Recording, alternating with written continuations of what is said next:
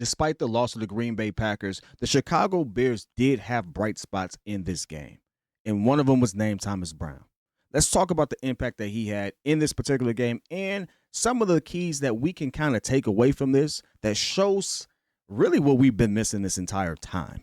Listen, if you're new to the channel, it's your boy P Kid. This is the Windy City Breeze, talking all things Chicago Bears, Chicago sports here. I want you to do me a favor if you can, hit that like button, hit subscribe, leave a 5-star review. As y'all hear Pat say, y'all know what to do. Get in tune with us, man. Let's talk about Thomas Brown because realistically, coming off of letting Shane Waldron go and rolling into a situation like this, Thomas Brown was faced with a very daunting challenge. He had to face one of our, like you could call it our arch nemesis, our divisional rival in Green Bay Packers, and he had less than a week to kind of get the team on the same page, functioning and operating together and moving this offense forward. And despite the fact that he's been in the building this entire time, there is some familiarity there. So it's not as if he was completely behind the 8 ball. It still wasn't a very enviable position to be in. In fact, many people would agree that it was more of a likely chance of things to still go bad before they got better, even with Thomas Brown out the head. But it went well. And it went well, I would say, in a lot of different categories. I mean, let's be honest.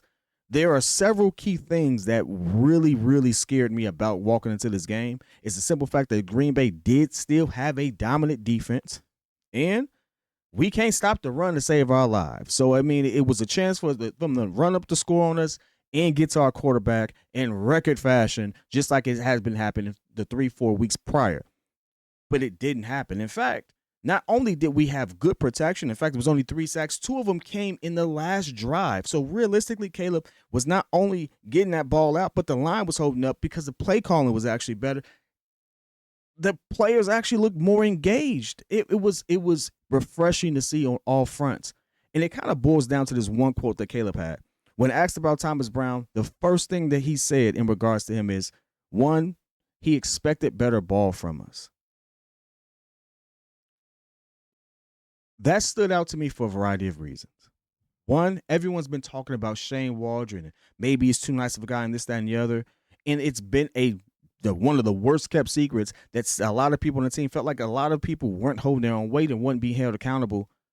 In the first sentence that we hear being asked post game, Caleb actually mentions accountability. Now, he doesn't say the word, but realistically, the type of ball he expects from us, putting that before the team, that's accountability.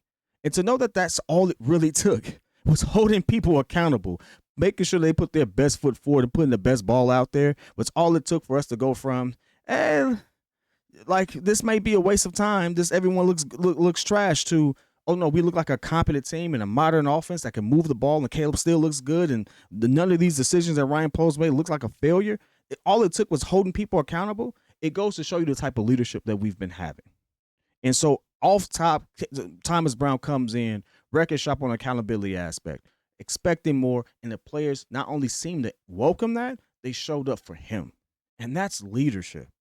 When people see that you have a leader in the building and that can motivate people, you can get better results out of the people around you. Now, mind you, the end result wasn't what we wanted, and there's a lot of factors to that. That's not just on Thomas, but the overall thing, to go from what we looked like 2 weeks ago to what we looked like yesterday, or 2 days ago, realistically, it's crazy. And all it took was just holding people accountable and making moves to show the people, like, hey, if you're not putting your best ball out there, we don't want you here. That's crazy. And look at what we got. Now, again, I know we lost by 1. But you can't tell me that the play calling didn't look better either. So, one, we go from accountability to now, all right, we hold people accountable, things of that nature, but what does the plays actually look like? I didn't feel not one time that the plays looked sporadic, disjointed, things of that nature. The first play set up the next play. If that play didn't work, there was a pivot, a clear pivot based off of what the defense was throwing at us.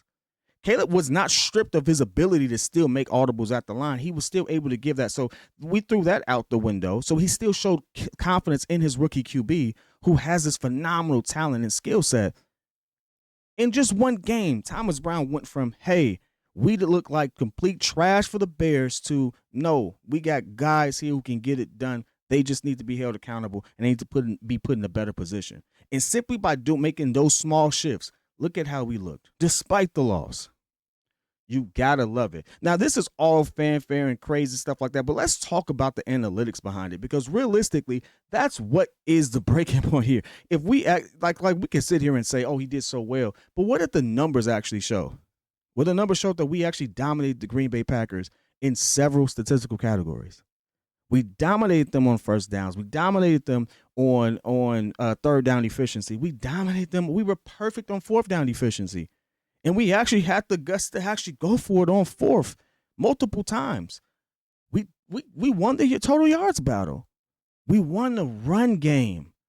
Considering how bad the run game is, or how bad we have been defending it, and how many yards Josh Jacobs actually got, we won that battle.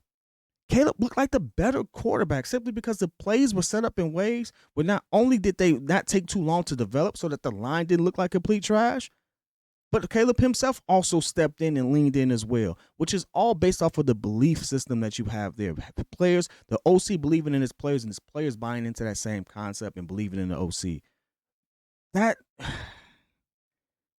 It's almost frustrating making a video talking about it, because it seems like that's all it took.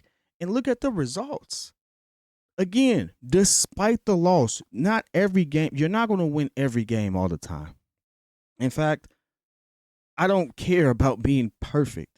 Heck, the last perfect team didn't win a Super Bowl, right? But look at what you can extract from it. Very rarely do you lead in all these statistical categories and lose a game. But Thomas Brown was actually able to get the players there and put them in a position to actually be effective. And look at what that confidence allowed you to do. The confidence that he showed in his rookie QB early in the game allowed Caleb to have the confidence to execute, to make those plays like he knew he can, and like we know he can from seeing him in college down the stretch. That 3rd and 19 dot to Rome, and Rome feeling the love to actually be able to make that. You have to be engaged. You have to have trust within your players. They have to trust each other, and they have to really believe in each other to make those things happen. And they did that. He had two major plays down the stretch. One for 60 and one for 21 yards, both to Rome on the right-hand side. You don't get play like that without everyone being in sync, believing in each other. And it does start at the top, because if coach doesn't call those plays, you don't have the opportunity. Coach being your OC. If Caleb doesn't break that tackle and get in a situation where he has the opportunity we want to say he plays hero ball, well, he actually showed up and played hero ball, and he looked darn good doing it. But if coach don't call the right plays for that to happen, doesn't matter. Now, players still have to execute, and that is the kind of conundrum based off the last video, and I appreciate all those who did show love on the last video. That is the conundrum from the last video with Matt Eberflus, whether he decided to reel back in too much, or should they have actually been a little more aggressive before going for that field goal that ultimately got blocked. That is the conundrum there. I am somewhat conflicted. I see it on both ends of it. But I can't sit there and say that Thomas Brown didn't put most of the give most of this team, confidence leading up into that moment. I don't know if that was it's totally a Eberflus decision, but it does fall on him. So I mean, it may be unfair, but that's a whole different conversation for a different day. But to know that the players believed in each other and that came from the top, as opposed to the weeks prior, to even be in that position to make something like that happen, stark contrast from what we had before. And that gives me hope, and it makes me feel really good at where we could go for the rest of the season. I know playoffs is probably a pie in the sky thing. Maybe we can, maybe we can. You know, who knows what happens to Green Bay? If they drop a couple more games, who knows what happens to the Minnesota Vikings? Anything can really still happen, and there is still a lot of games to still be played. So anything can really happen. But it's good to know that even if we just, are looking at putting ourselves in the best position to be competent and win out the rest of it, I do feel confident that Thomas Brown can get it done. And should this continue, should this level of play and production still continue, I do feel like he can be the individual that bridges the gap between Shane, and hopefully he gets the opportunity to be the OC if it continues. Now, mind you, it is still one game. So I still have to. He is the interim OC. I still want to see. We still want to see it happen further. But I'm not going to bet every win and loss on that because I do think it's unfair to sit there and say, him to come in middle of the season as the guy calling the shots and be held accountable for the whole thing. Unfortunately, that is his plight.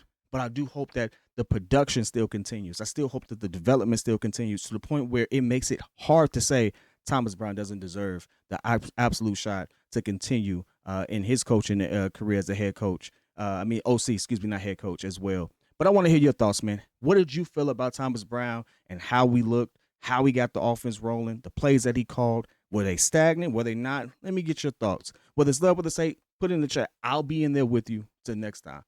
Peace.